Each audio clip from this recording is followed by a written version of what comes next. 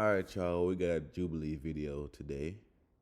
Do all black people think the same 3 years later? Let's get into it. White people having dreads is cultural appropriation. Strongly agree, strongly disagree? Answer in the comments below and suggest a prompt on our Kickstarter. I thoroughly enjoy fried chicken. You know, I understand the stereotypes about it and all that kind of stuff, but That chicken thing, man. The chicken. You know, chicken is that's just not something that black people enjoy. You name me one group of people that don't like a yard bird.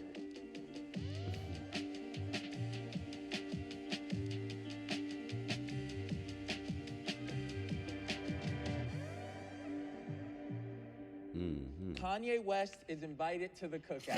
no, he ain't doing that. He's not doing that. Wait, he didn't.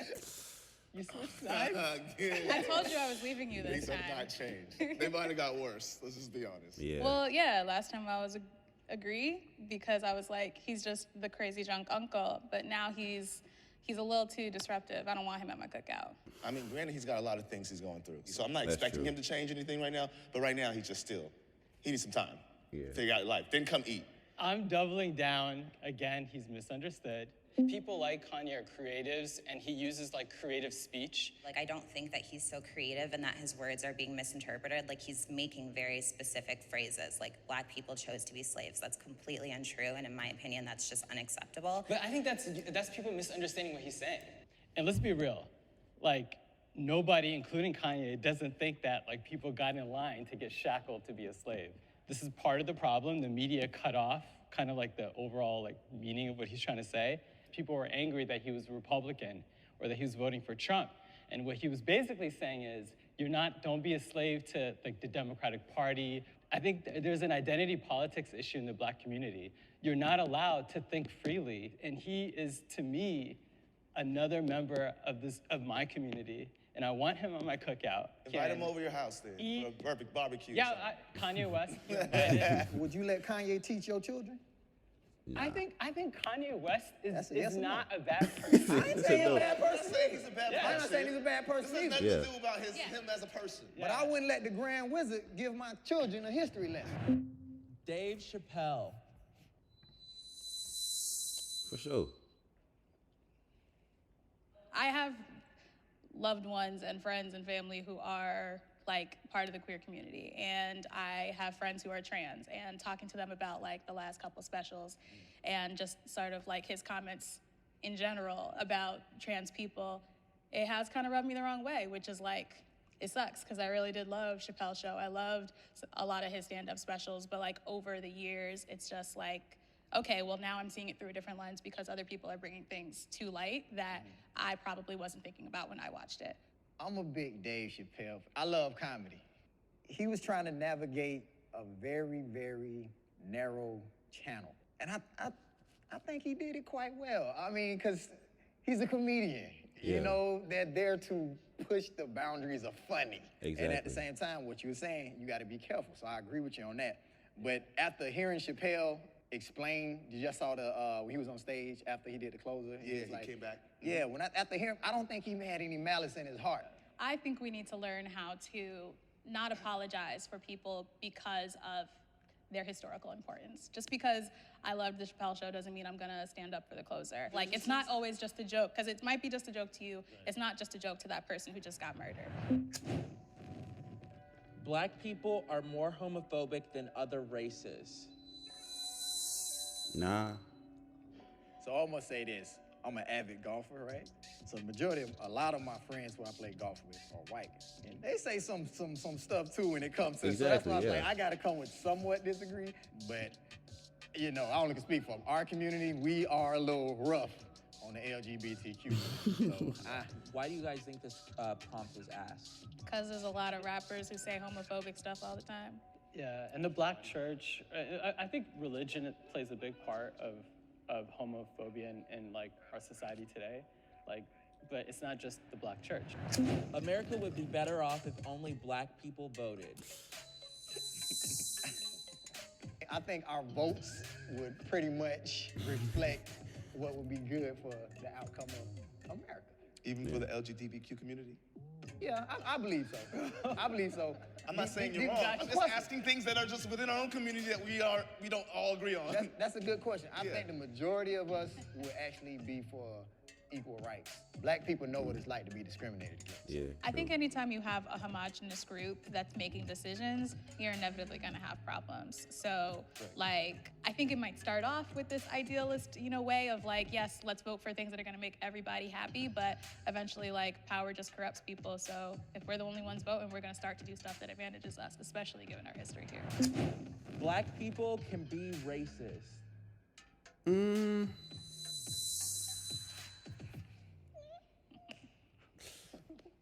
I think somebody told me about how like racism exists within this space of power, and like you have to look at it in terms of racism comes from having the power for your ideals to actually cause harm to other people or disadvantage other people. And so most of the time, a racist Black person doesn't have enough power to harm somebody that they're racist against. Are you saying there aren't Black people who can hire and fire people?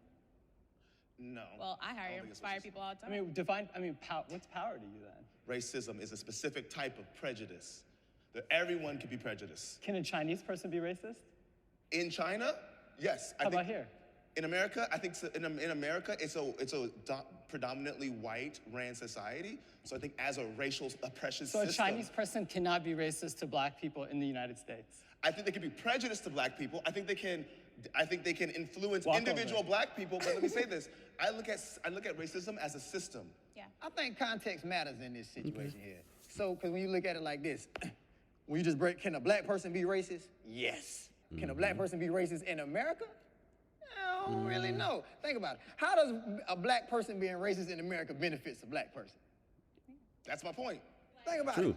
If I'm gonna be racist in America, how can I get ahead as being, I'm gonna set out to be a Black racist? But getting ahead isn't the criteria to be racist. But racism, that's where it starts at though, bro. Like, it's like one of the main engines. So, all right, so we're gonna use different words. What you're basically saying is that in order to be racist, you can only be white in the United States. I'm just saying the impact is bigger. Yeah. So the judgment around what it is, none of it's right, but the impact is widely different. The U.S. should pay Black people reparations. Yeah. The U.S. should pay Black people reparations. Yeah, 3, wait. 2, 1. Wait. Yeah. I will say though, it's not just Black people. U.S. owes a lot of people money. The U.S. doesn't exist without Black help, African Americans. Hands down, at every stage. I'd like to correct it though. I think something should be done for the descendants of slaves. That's Okay. that's why I was like, I I want took them it to as speak Black more. Americans. I took it as Black Yeah, Americans. because I Go feel ahead. like my family just got here in the 70s. So like, do I feel like I deserve what a person deserves whose family has don't. literally been through slavery? No. Well, the So- question you asked was a good question. Yeah. Do you deserve? I think yes, but how much do you deserve in comparison to others with longer history here? That's the next question. Why does a recent immigrant from Africa that came maybe 10 years ago deserve money? There is systemic oppression still happening today. So they're still impacted. It may not be the same degree, but they're still impacted. And reparation for me doesn't mean here's $5 or here's $1 million, one individual Black person. It means what are we doing to repair the community that we have disenfranchised in our society? That's all it means to me. Yeah. I mean, anyways, I think reparations, the term to me is people look at it as like getting a check. Right. And a check needs to be cut. don't make no mistake about that. A check need to be cut Just because write the wealth slavery. of this country was stolen from our labor, bro. Yeah. So, and don't think just because you from Africa, you don't deserve none of that either. Because they did a number on Africans as well. Police target Black men and women. 3, 2, 1, go.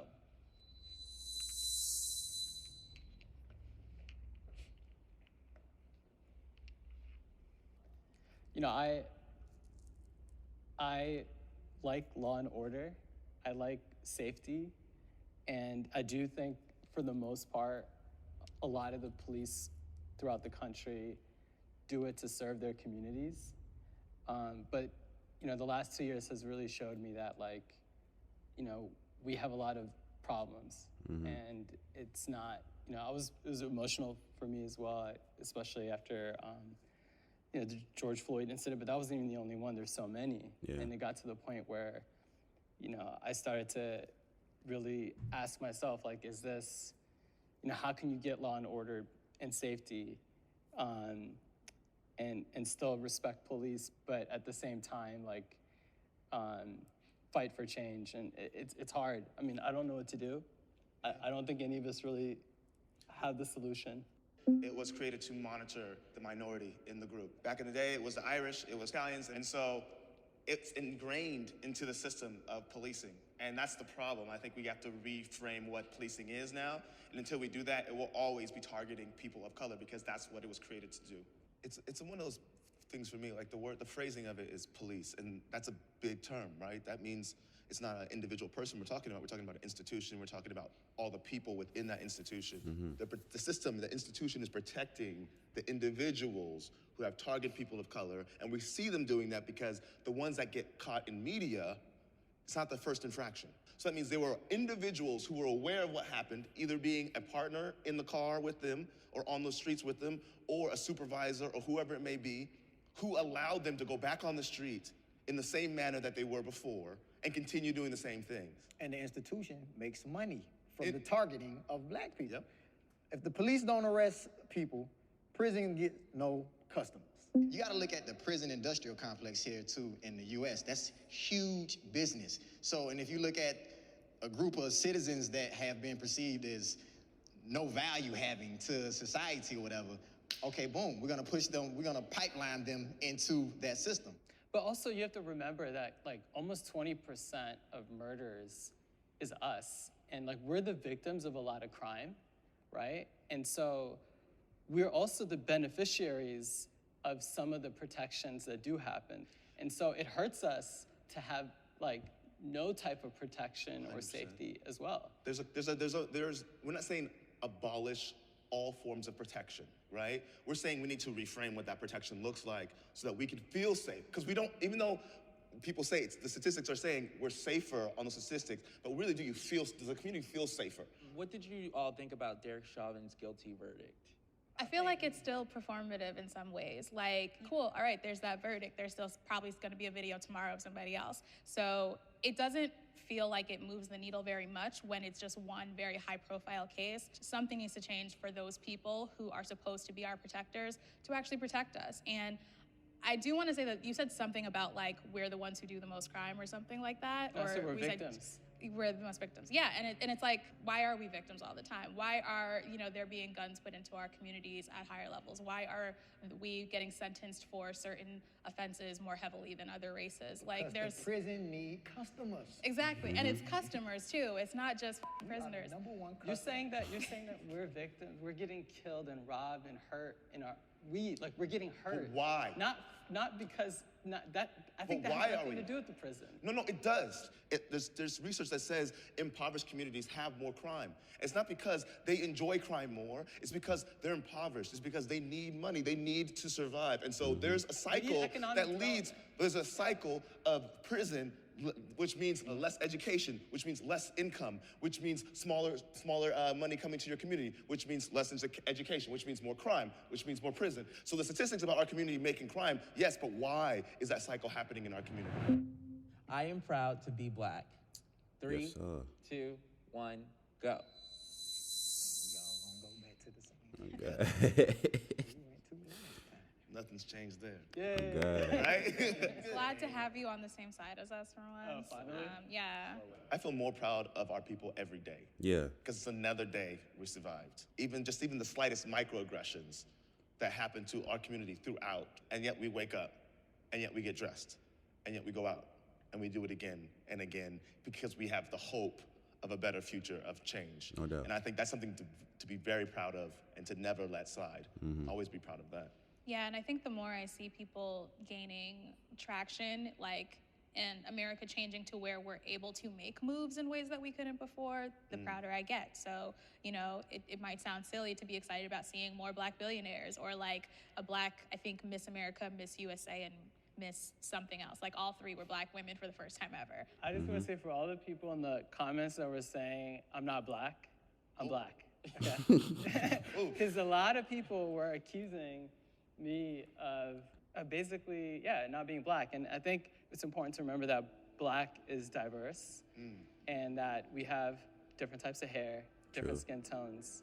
And so, anyways. We're not a monolith. We're not a monolith. We're not a monolith. My man. Like every day of the week. You know what it is. I actually spoke up over y'all this time. Yeah. You let it know. Let everybody know, black is black. You gotta let it know, black is black. Yes. They'll be people, bro.